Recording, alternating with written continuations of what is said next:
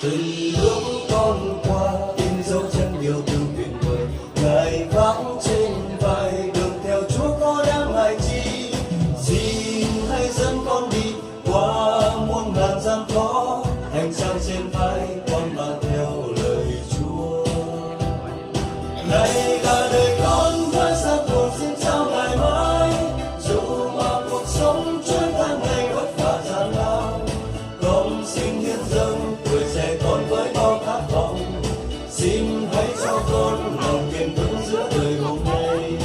Này là đời con với xác hồn xin trao ngài mãi, dù mà cuộc sống trôi tháng ngày vất vả gian lao, con xin hiến dâng tuổi trẻ con với bao khát vọng.